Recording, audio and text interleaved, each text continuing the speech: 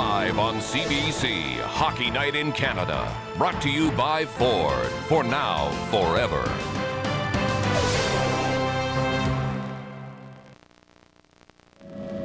There's the aerial view of Maple Leaf Gardens on this special night in which the Chicago Blackhawks lead the Leafs 2-0 after one period. Lots of Leafs legends on hand tonight, and there's Red Kelly signing autographs. Best part of this night for Chicago assistant coach Denny Savard is that the Hawks lead 2-0 after one. But have you sensed the special occasion here, Denny? Yeah, it is a great night. Really fortunate to be part of this. It's a great history, obviously a great building, and you know, I've played an old building in Chicago, and it's sad to see it go, but you know, we got to move on, I guess. Were you surprised to get the Leafs back on their heels so quickly tonight? Well, games like this for the home team, it's a little disadvantage, and you know, we come out ready, and you can see that our players are taking a lot of pride of trying to win this game tonight. So you know, we're so far so good. Hopefully we'll keep going on here. You played so many games here, Denny, over the years with the Hawks and the Canadians. I know it's probably not fair to ask you to pick out one specific memory, but do any stand out? Well, I don't really have any, really, because like you said, I've played so many games here, but every time I put my uniform on in this building here, it was always a thrill, and it was always give you a little extra. I mean, Toronto's a special place, just like Montreal for hockey, and you know, it's real special. Team heading out now for the second period. This was supposed to be such a tough night for the Hawks because you get in here in the wee hours of the morning. You lost last night. You've lost 7 in a row. What did you say to the team before the game? Well, we didn't say much. They know it's a special game for everybody, and you know, players prepare themselves. You know, and I'm sure they prepare themselves tonight for this game. They know it's a special occasion, and they just came out to play and played hard, and that's what we're asking them to do, and that's what they did. Thank you, Denny. Yeah, thank you very much. There's Denny Savard, Chicago Blackhawks assistant coach. Bob? The Chicago Blackhawks leading the Toronto Maple Leafs 2-0 as the teams prepare for the second period here at Maple Leaf Gardens in Toronto. The goals coming quickly. When they did score, Chicago made it very fast in getting to Amandi and Simpson were the goal scorers. Well, times have changed quite a bit since the first game in the Gardens. Here is the summary from that game.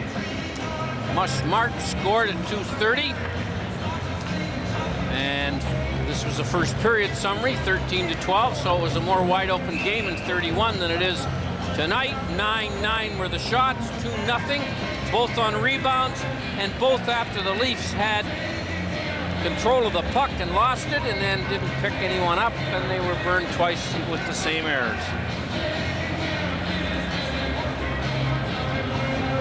There is Mush Red Horner sitting there with the gray sport coat and the blue turtleneck. Tough cookie for the Toronto Maple Leafs. Played in that first game. I've heard some wonderful stories about this man. A pleasure to meet him, and it would have been a pleasure to watch him play, and not very much fun to play against him, I understand. Looks tough today.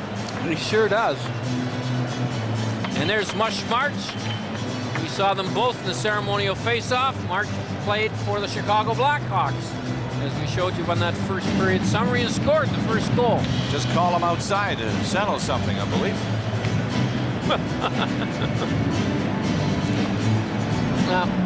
Now there is the actual summary from 1931. Each team had about 11 players, not 20. Conacher scored from Primo, and Mr. Ripley scored in the third period, which proved to be the winning goal.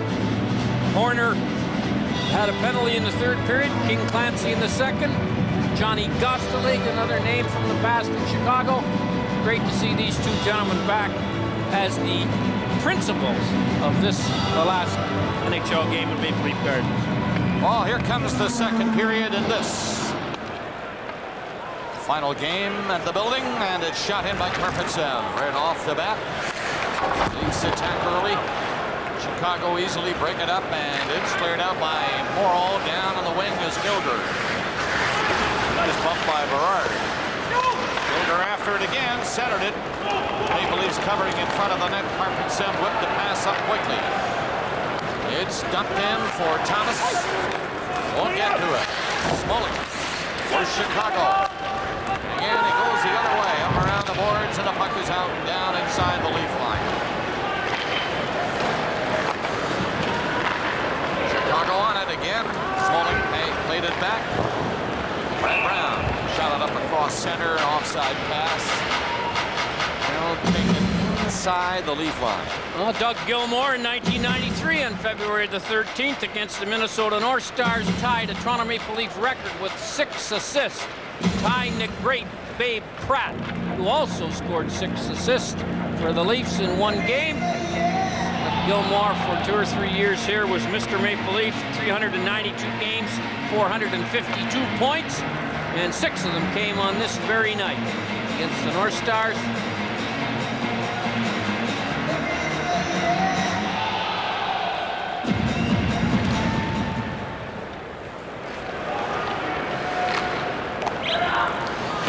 Face-off, Chicago on the puck. Up on the line, Johnson. Yeah, Markov couldn't quite get together. Now Markov stopped it with a skate, trying to bring it in. The Leafs are onside. Markov centered it and through the crease. Johnson's pass out the other side and cleared. Chicago ahead of the Maple Leafs every step of the way so far. Although the Leafs had 2 great chances by Sullivan, a post on either side of Thibault in the first 20 minutes. Again, Chicago cover up in front of the goalie and get it out. Long shot in there by Emerson on the net.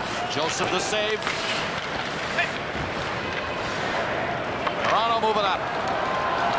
Markov across center. Over the Chicago line. That's where he stopped. And Jamie Allison cleared it away. Not out, but now it'll be brought out. Hansen. The long shot for the stick of Curtis Joseph. Sullivan in his own zone around the net. Didn't skate with it, just slapped at it. It gets right down the ice and wide of the net. And it's another icing call against Toronto. Chicago dressing room here at Maple Leaf Gardens is where Scott Oak is now. Bob, thank you. In the northwest corner of the Gardens is where you'll find the visitors' dressing room. For as much as visiting players rave about the thrill of playing in this building, they're not going to miss this room. Very cramped quarters in here. By the way, this is where Doug Gilmour is sitting tonight, and you can see he's commemorated the occasion with his autograph. This room was built for the Toronto Toros of the World Hockey Association in the mid-'70s. They required it because Harold Ballard wouldn't let them use the Leaf room. Toros played here for 2 years. When they left, this became the permanent visitors' room. It seemed big enough at the time, but as the needs of modern-day NHL teams increased, the room itself seemed to shrink to the point that much of the pregame preparation has to be done out in the hallway in an area that's cordoned off by a curtain. But this is, as you see it, the visitors' room at Maple Leaf Gardens being used for the final time tonight by an NHL visiting team. Bob. Bob, you gave a serious pep talk in that room one night. I made my You better explain yourself. Here's a shot to Joseph. Knocked down, and the Leafs are going to clear it. All right, what happened? My good friend Glenn Sather offered me the opportunity to give the pregame pep talk to his Edmonton Oilers, which I did.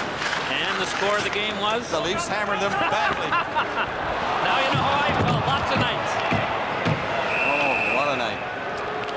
What a morning. Picture it. Gretzky, coffee, Fjord. You were telling Gretzky how to stick that one. You're how to stop the puck, I suppose.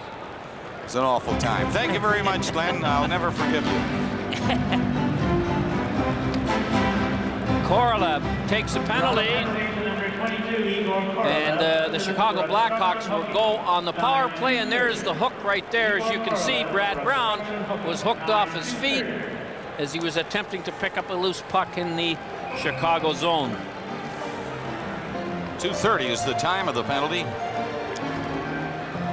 Chicago's second power play of the game. They managed to get 4 shots, and Curtis Joseph on their first man advantage situation. Pat Quinn not too happy, as most coaches are, when they find a offensive zone penalty. A hook when the guy's 193 feet away from your net, and he's not very happy with McCreary, who's feeling the wrath of the attorney coaching the Leafs. McCreary skated over and had a word to say to the Leaf coach. And Mr. Quinn is still doing his job with him. Surely McCreary won't throw him out in the last game, will he? Chicago will shoot it in.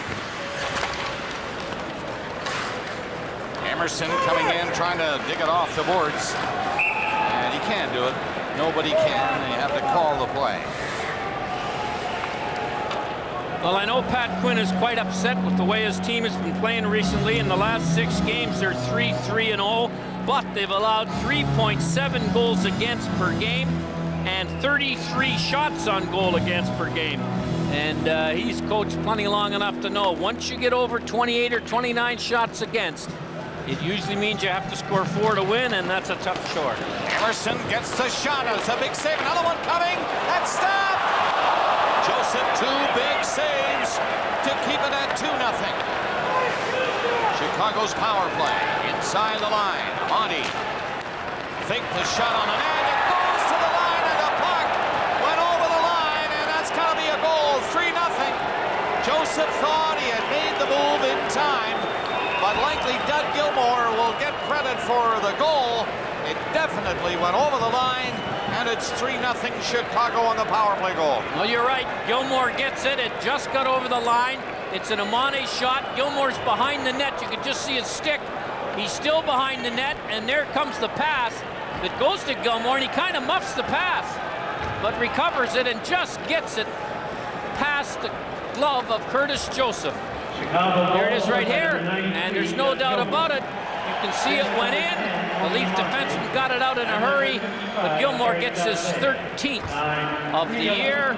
I walked into the rink with Doug Gilmour this morning and asked him about all the trade rumors that he'd be traded after this game because he wanted to play it for the Hawks. He said, I don't know a thing about it.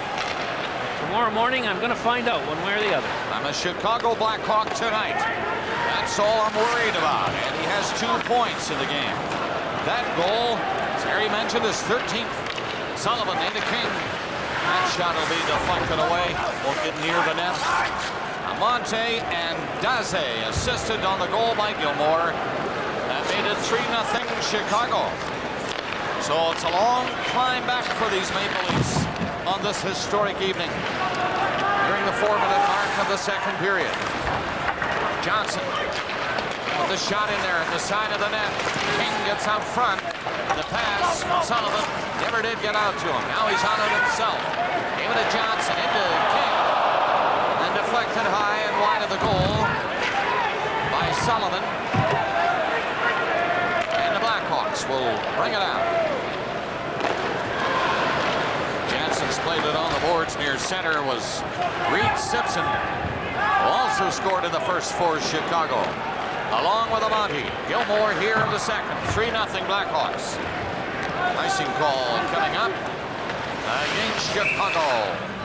Nearing 5 minutes of play in the second. The Blackhawks look good.